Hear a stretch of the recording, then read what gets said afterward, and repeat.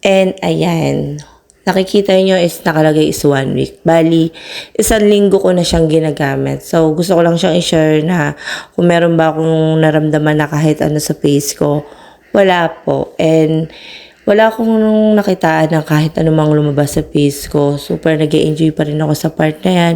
And pinapakita ko lang kung paano ko siya ginagamit. And fast forward lang dahil medyo mabagal kasi. And ayan, and morning ko siya ginagamit and gabi ko rin siya ginagamit. Depende na lang sa'yo kung gusto mo siya gamitin ng umaga lang or gabi lang. So, pinapakita ko lang na 1 week na talaga ko na siyang ginagamit.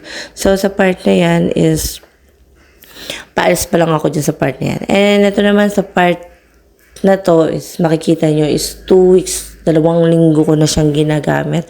So, sa part na yan, sa 2 weeks na yan is, ang tanong is may lumabas ba sa face ko? Wala po. Gabi yan, nung time na ginagamit kong yan, nag-enjoy pa rin ako.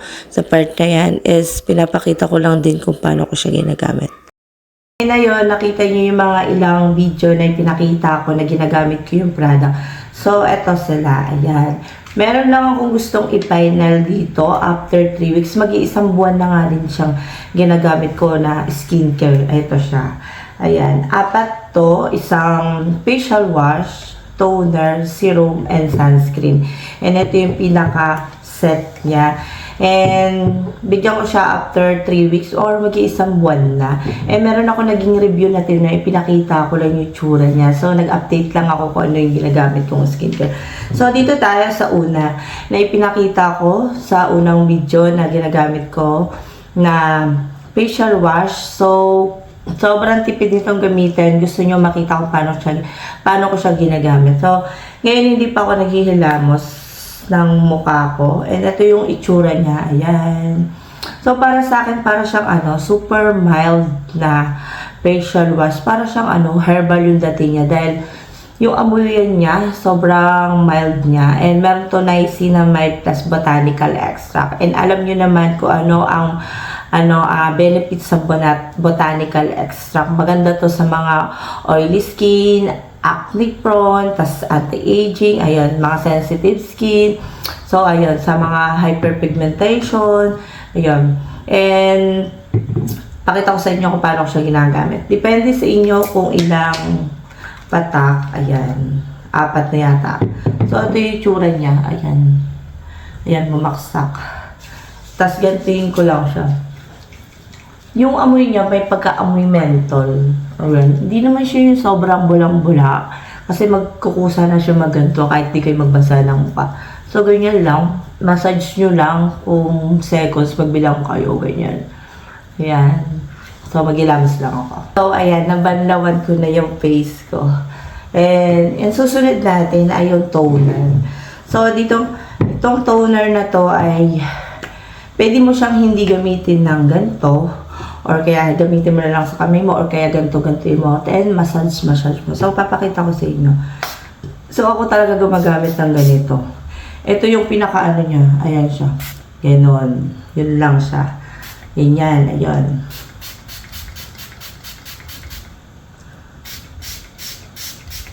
So, ito. Ganito ko lang siya ginagamit. Ayan. Ganyan. Yung tamang yung tamang pagpahid ng toner, ganyan lang, tapos ganito. Pero iba talaga, bahala na, basta matanggal yung mo.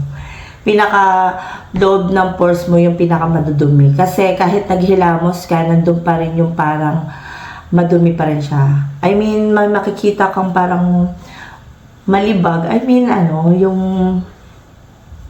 parang ganito, ayan, yung pagka-madumi na bahagya.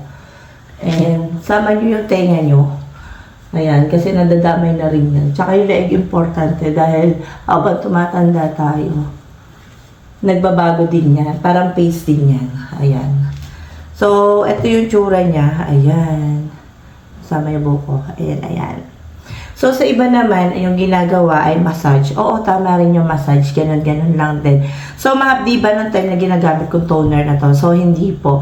Meron din siyang niacinamide botanical extract. Ayun. And alam nyo naman, bagay na bagay ito sa sensitive skin. Ulitin ko sa acne prone, sa oily skin. Ayun, bagay na bagay siya doon. Yung amoy niya, halos pares lang ng amoy na to. Ayun. hindi siya mahapti at di rin siya makate. And sobrang tipid niyang gamitin. So ito yung tsura niya. Napakita ko na kasi ito daw sa inyo yung una ko video. So ito naman yung pangatlo na ginagamit ko, ang serum. Meron to iba't ibang klase ng serum. Hindi lang to. Ito naman ay may 5% niacinamide plus hyaluronic acid. Ay, nakalagay dito sensitive skin formula. Ayan, nakalagay dyan. Bagay na ba? Alam niyo yung nag-trending to noong unang-una, ito pa lang din yung lumalabas. Nawala yung mga acne nila, pimples nila, and kuminis nila. Noong time na ito pa lang yung lumalabas. Dahil matagal na rin to. And sunod-sunod na rin na may lumalabas na ganito. And ito nga pala ay Dermo Republic. Ayan. Sa pagdating naman sa ganito ay sobrang tipid. Minsan nga hindi ako nakapaggamit ng ganito sa sobrang pagod ko sa trabaho. Ayan. Ganyan lang. And ganito-ganto mo lang siya. Ayan. Nagustuhan ko tong set na to dati na ano ba to? Kasi 'di ba, matagal din akong hindi nag-skincare ng set. And mahilig ako nun. Marami akong mga naging review ng iba't ibang klase ng set. Diba? Alam niyo naman, sa mga rejuvenating set, sa maintenance set, diba? Halos maraming iba't ibang klase. Ito, hiwalay-hiwalay ito at iba-iba rin ang price nito. And saan ko siya nakita? Ay magtatanong. Sa TikTok ko siya nabili. Iba-ibang price to. And siguro kung mabibili nyo to is 1,000 plus, 900 plus, 800 plus sa set na to. Depende sa sale nila.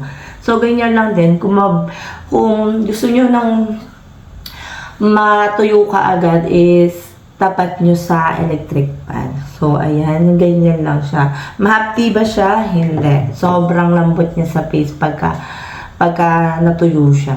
Sa mukha, malagkit ba siya abang ginagamit? Hindi siya. Madali siyang ma-absorb. So, ayan. Ito yung face ko. Ayan. Nagkaroon ba ako ng pimples noong time na ginagamit ko to or kaya kahit anuman, kahit na nagpapainit ako, may nangyari ba? So, wala po. Super duper mild and bagay na bagay to sa mga sensitive skin. So, alam niyo naman, nabanggit ko to, bagay to sa mga acne prone, oily skin, and bagay rin to sa mga sensitive skin, kung dry yung skin mo, and bagay na bagay to, or kaya anti-aging na rin to sa mga wrinkles, and hyperpigmentation, and nakakapag-brighten din siya ng face. Ayan. Ito na yung face ko. Ayan. Dito tayo sa part ng sunscreen. Dahil morning ngayon, yan, aalis ako with SPF 32 PA+++. And, ayan, Dermosun siya. Ayan. Meron na rin siyang sunscreen. Dati wala itong sunscreen. Nagulat talaga ako. Sabi ko, noong time na nakita ko to, nabuo na, bumili ako ng isang set talaga. Ayoko ko yung isa-isang ganun. And, ayan, may ilig ako sa mga set. Ito ay 550 ml. Ayan. Nandito yung ingredients niya. Sobrang daming ingredients. So, para siya gamitin, apply ka ng sunscreen and mag-rest ka ng 15 to 20 minutes bago ka lumabas sa labas. Ay, nakalagay dito before sun exposure.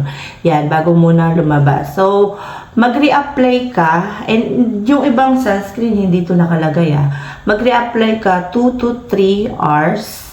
Lalo na pag sobrang init. Pero pag sobrang init, 1 hour pwede na rin. 2 to 3 hours pwede na rin. Ganun. Basta, depende sa'yo kung gusto mong maglagay. And wag kang mahihiya sa public na maglagay ng sunscreen. And talagang importante naglalagay ng sunscreen. So, ilalagay ko na yung sunscreen. Dito muna tayo. Ayan. Hindi ko kasi siya matansya. Minsan gusto ko maunti. Minsan gusto ko marami. Ganun. Importante, wag kayo nagtitipid sa sunscreen din. Ayan. Ganyan lang siya. Medyo may pagka-white to kaya pwede nyo rin siya patungan ng face powder. Ganon. Malagkit ba to nung time na ginagamit ko to sa labas? So, hindi po. Mabigat ba siya sa face? So, hindi po. Makati ba siya? Hindi po. And, mayroong mga skin na nagkakaroon sila ng pimples dahil sa mga ginagamit nila. Depende yon kung okay ba sa'yo yung part ng set na or kaya skincare na to, kung hiyang ka ba o hindi. So, ayun. Sa madaling salita, kung hiyang ka ba o hindi. May time na talagang hindi hiyang yung mga isang products sa mga gumagamit. Ayan. Ako talaga, may time talaga na hindi talaga okay. Yung mga matatapang nga. Ito, super mild to. Kaya bagay na bagay to sa mga sensitive skin. Pero lang, sa mga super sensitive skin, lalo na sa mga nagde-dermatologist, pumupunta sila sa dermatologist, mas okay talaga nagtatanong sa dermatologist. Lalo na pagka super sensitive talaga, lalo na sa mga teenager Meron kasi nangyayari kahit anong gamit nila sa mga product, ganun at ganun pa rin nangyayari. Mas okay talaga nagpapaalaga sa dermatologist para alam mo kung ano yung dapat na ginagamit mo sa mukha mo. Hindi yung mag-search ka tas okay sa kanila. Hindi ganun. Kasi kung super sensitive, tapos basta ka lang gumamit, bali wala rin kahit na nagpet-dermatologist ka o hindi mo rin naman sinusunod yung derma mo. So, ito yung pinaka-final ng pinaka-set ko. And wala ako naging problema dito. Napakaganda nito. And bakit pa ako gumagamit ng mga set na katulad na ganito?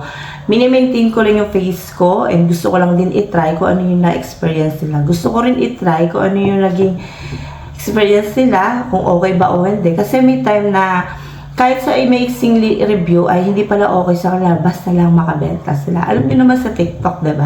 Marami talagang lumalabas na product kahit anong product. So, ayun yung pinaka-final ko dito and wala akong naging problema.